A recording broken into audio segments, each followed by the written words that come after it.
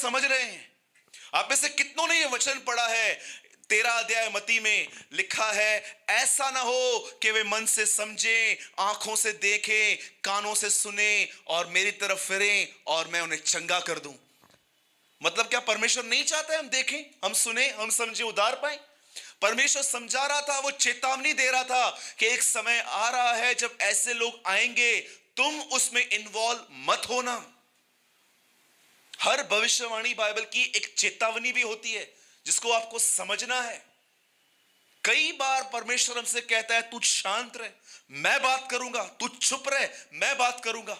लेकिन फिर भी हम लोग बोल देते हैं और हम परमेश्वर के विरुद्ध जाते हैं। और स्लोली स्लोली स्लोली आप देखो, बहुतों का मन कठोर हो जाता है। जैसे आए थे वैसे चले गए, कोई बदलाव नहीं है। भजन सहायता में लिखा है, ये वे हैं जिनमें कोई बदलाव नहीं है। मैं आपसे पूछना चाहता हूं, आप में से कितने लोग अपने हार्ट के साथ डील कर रहे हैं इन दिनों में? कई बार इब्रानियों में लिखा है, यदि आज तुम उसका शब्द सुनो। मैं आपको सच कहता हूं, मैंने रिसेंटली 3 महीना पहले मैं अपने चर्च में एक सिस्टर से मिला। जब मैं उनसे मिला, मैं सेंस कर पा रहा था उससे बात करते समय, शी वॉज ट्रेमेंडसली ब्लेस्ड। इतनी आशीषित हुई है वो हमारे बीच में रहकर। और मैं जब उससे बात कर रहा था, उसका बात करना, उसके विचार, हर चीज में मैं मसीह देख पा रहा था। लेकिन मैं कुछ ऐसे भी लोगों को देखता हूं जो बहुत पुराने हैं, लेकिन उनमें कोई बदलाव नहीं है। मीटिंग के बाद भी उनका वे ऑफ टॉक वैसे ही रहता है। लगाई बुझाई, उसके घर में बैठेंगे, वहां की बातें करेंगे, वहां की बातें वहां करेंगे, क्योंकि टाइम बहुत है। मैं कभी कभी सोचता हूं, प्रभु ये इतनी सेंसिटिव है और ये ऐसा क्यों? और परमेश्वर मुझे कहता है कि चीज, इनके मन कठोर हो गए हैं। Their hearts are harden, the Bible says. तो ब्रदर, अभी इसमें क्या करना चाहिए बाहर आने के लिए? कितने लोगों ने यह बात महसूस की है, ब्रदर कई बार सुने हुए वचन से मुझे कोई फायदा नहीं हुआ है। मैं कई बार आया, वचन मैंने सुना, बट मैं अंदर से वैसा ही हूं, कुछ निर्णय नहीं ले पाया मैं। मेरे भाइयों और बहनों, ये समय है, बिली ग्राम ने एक बार कहा, मैं स्वर्ग इसलिए नहीं जाऊंगा क्योंकि मैंने बपतिस्मा लिया है। मैं स्वर्ग इसलिए नहीं जाऊंगा। याद रखना, ये एक संत की वाणी है जो अपने 99 साल खुदा बाप के साथ चला और उसने मरने से कुछ दिन पहले ऐसा लिखा, मैं स्वर्ग इसलिए नहीं जाऊंगा क्योंकि मैंने बपतिस्मा लिया है, न मैं स्वर्ग इसलिए जाऊंगा क्योंकि मैंने बहुत बड़ी बाइबल स्टडी की है, और ना ही मैं स्वर्ग इसलिए जाऊंगा क्योंकि मैंने बहुत लंबी लंबी प्रार्थनाएं और उपवास किए हैं। वो कहता है, मैं स्वर्ग सिर्फ एक ही रीति पे जा रहा हूं, उस चोर के समान जिसने मरने से पहले खुदा को यह कहा था, मुझे याद करना। वो बोलता है, हम में से कोई भी अपनी एजुकेशन से वहां नहीं जाता है, हम सब उसकी दया से बुलाए गए हैं। आमीन। आप समझ रहे हैं? कितने लोग हैं आज जो घर जाके प्रभु से कहेंगे, लॉर्ड मेरे पास पत्थर का दिल है, मुझे यहां से निकाल, मुझे एक ऐसा दिल दे प्रभु, तेरा वचन सुनने के बाद मैं हमेशा तैयार रहूं कि जो तूने कहा है मैं वो करूं। मैं आपको सच कहता हूं, जीवन बहुत छोटा है, ऐसा मत समझना कि ये बहुत बड़ा है। मेरी उम्र 30 साल हो रही है और उससे ज्यादा ही है अभी। कैसे आधी जिंदगी बीत गई पता भी नहीं चला, और आगे आधी कैसे बीत जाएगी ये भी पता नहीं चलेगा। इससे अच्छा है कि परमेश्वर हमारी आंखें खोल रहा है, और ये मेरा वादा है कि परमेश्वर हमेशा आपको इस कलीसिया में आपकी आंखें खोलेगा और वो आपको हमेशा आपकी ट्रू कंडीशन दिखाएगा कि आपको कहां होना चाहिए और आपको क्या। और जानते हैं, एक कठोर मन का एक और चिन्ह है, ये कभी किसी से सॉफ्टली बात नहीं कर सकते हैं, कभी भी नहीं, कभी भी नहीं। इसलिए बाइबल कहती है, इनका बोलना तलवार के नाई है। जैसे तलवार कैसे चलती है, काटती है। कभी ऐसा हुआ है आपके साथ, सच बताइएगा, कि कोई घर में नहीं रहता है तो आप खुश रहते हो, यार ये निकले यहां से, लेकिन जब वो वापस आता है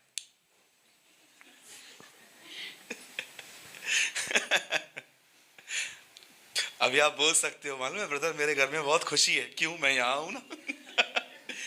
कभी कभी आपने देखा है किस किस की प्रेजेंस में बहुत आप इरिटेट होते हो, उनके बोलने से। क्या प्रॉब्लम है उनके आने से? आपको मजा क्यों नहीं आता? वो चले जाते हैं, आप दरवाजा बंद करते हो, आप बोलते हो इफ्तार। यीशु ने एक लंबी सांस ली और क्या कहा? इफ्तार। कई बार होता है भाई वो टड़े। क्यों? जानते हो क्यों कई बार आप लोगों के साथ खुश नहीं रहते हो? क्योंकि आप जानते हो इनका बात करना तलवार के नहीं चुभता है। और आप देखो जो आपको सॉफ्टली चलते हैं, आप उनकी प्रेजेंस में हमेशा मस्त, हमेशा। क्यों लोग फरीसियों को छोड़ के यीशु मसीह के पीछे आए? आप जानते हो फरीसी क्या करते थे? अगर फरीसी के सामने एक पापी जाएगा ना और कहेगा ना, फरीसी जी पाप हुआ है, कितने साल से तू यहोवा के पीछे चलता है? 13 साल, अभी तक तू नहीं सुधरा है। लेकिन जब यही लोग यीशु के पास जाते थे और कहते थे प्रभु पाप हो रहा है, come, I will give you the holy spirit, आजा मैं तुझे पवित्र आत्मा दूंगा। इसलिए लोग उसके साथ कंफर्टेबल होते थे, वो उसके सामने अपने गुनाहों को इतना अच्छे से स्वीकार कर लेते थे, क्योंकि वो जानते थे इसके पास पत्थर नहीं है मारने के लिए। उनके पास आज बहुत सारे प्रचारकों के पास, जानते हो, पॉकेट्स में इतने पत्थर भरे हुए हैं, सब पे फेंकेंगे यहां से। क्यों लेट आता है? हाँ, तू लेट आता है, तू ऐसे करता है, तू वैसे करता है, और बेचारे लोग मार खा के कलीसिया से जाते हैं।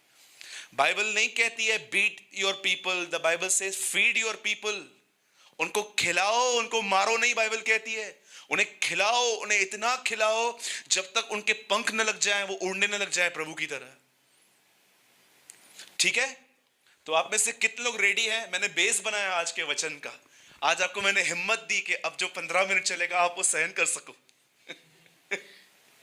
ठीक है, आइए एक वचन खोलेंगे हम। बहुत सुंदर वचन है आज का, आपको बहुत कुछ लर्न करने को मिलेगा।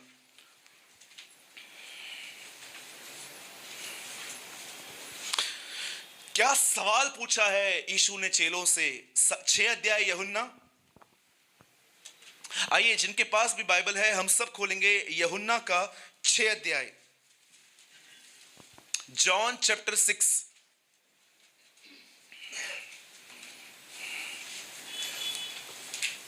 मैं विश्वास करता हूं कि थोड़ा कठिन है समझना इसे, क्योंकि उन दिनों में भी लोग नहीं समझ पाए थे, तो हो सकता है आप में से भी कोई ना समझ पाए। जिनका मन भटकता है वो तो कुछ भी नहीं समझ पाएंगे, लेकिन अगर हो सके तो आज आप इस वर्ड पे कंसंट्रेट कीजिए ताकि आपका यहां आना सफल हो। कोई पढ़िए 6 का मेरे साथ, कोई पढ़िए 6 अध्याय का पहला पढ़ना, थोड़े पहले के वचन। वहां लिखा है एक बहुत बड़ी भीड़ उसके पीछे आई, ये इसका अंत है, 11 लोग बचे। वाह! आप आराम से घर पे जाके स्टडी करना, मेरे पास टाइम नहीं है कि मैं आपको पूरा दिखा सकूं। यूहन्ना 6 अध्याय एक ऐसा अध्याय है जो शुरू होता है कि यीशु के साथ एक बहुत बड़ी भीड़ आई, और इसका अंत जानते क्या है? 11 लोग बचे खाली। ऐसा क्या प्रचार किया उसने कि लोगों ने कहा, और मैं ये बिलीव करता हूं यही कैटेगरी के लोग चर्च में कभी नहीं ठहर पाएंगे। वो चर्च टू चर्च चेंज कर लेंगे, वो प्रभु को छोड़ देंगे, क्योंकि एक ऐसा प्रचार था जब उसने प्रचार किया तो बहुतों ने निर्णय लिया कि अब हम उसके पीछे नहीं आएंगे। आगे पढ़िए। जो भले 12 लोगों के साथ काम करें, लेकिन वो 12 विश्वास योग्य हो। आज हर जगह पे हर व्यक्ति पब्लिक बढ़ाने के लिए प्रचार करते हैं, कैसे मेरे चर्च में पब्लिक आएगी, कैसे मेरे चर्च में बहुत सारे लोग आएंगे, बहुत सारे लोग आएंगे तो बहुत पैसा भी होगा, बहुत पैसा भी होगा तो बहुत कुछ भी होगा। मैं विरुद्ध नहीं हूं, हाँ चर्च चलाने के लिए हम लोग को पैसों की जरूरत रहती है, पर इंटेंशन क्या है हमारे, वो बहुत इंपॉर्टेंट है। अब मैं चाहता हूं आप सब भले यहां पर ध्यान दीजिए, अगर आपने बाइबल टिक किया है तो लिसन। यूहन्ना 6 अध्याय एक ऐसा अध्याय है बाइबल का जो शुरुआत ऐसे होता है कि एक बड़ी भीड़ प्रभु यीशु के पीछे आई, और उसका अंत ऐसा है कि सिर्फ 12 लोग बच गए, और इन 12 से एक सवाल पूछा गया, क्या तुम्हें भी जाना है? अब अगर आप आराम से पढ़ो तो 600 से अधिक लोगों ने एक समय यीशु को छोड़ दिया। एक समय में क्या प्रचार किया उसने ऐसा जो लोगों ने कहा कि हम तेरे साथ नहीं चलेंगे? और आज यही प्रचार आपके सामने होगा। सुनिए, आप सब जानते होंगे कि यीशु की सेवकाई में एक चीज बहुत कॉमन थी, जो लोग उसके पीछे आते थे वो उनके भोजन का प्रबंध भी करता था। एक बार उसने 4,000 लोगों को खिलाया और उसके बाद से 5,000 लोगों को खिलाया। और उसका खाना भी ऐसा नहीं था वेजिटेरियन, मछली, रोटी, इतनी टेस्टी फूड वो बनाता था, स्वर्ग से मंगाता था और सबको खिलाता था। लेकिन जब उसने ये बात देखी कि अब लोग सिर्फ इस खाने की वजह से मेरे पास आ रहे हैं, तो उसने उन्हें बड़ी फटकार लगाई। और जानते हो, जब उसने ऐसी भीड़ देखी जो खाने की वजह से आ रही है, जो सिर्फ इसीलिए आ रही है क्योंकि उनको यीशु के पास भोजन मिलता था, उनके सामने खड़े होकर यीशु कुछ ऐसा बताता है कि बाइबल कहती है वो उल्टे फिर गए। और उसके बाद उसने उनके साथ चलना न चाहा। अब सुनिए वो क्या बोल रहा था। एक भीड़ यीशु के सामने आई और जब यीशु ने उनको खाना खिलाया, उसके बाद ये भीड़ उसे हर जगह इज़राइल में ढूंढ रही थी कि वो कहां है। और उसके बाद यीशु उनके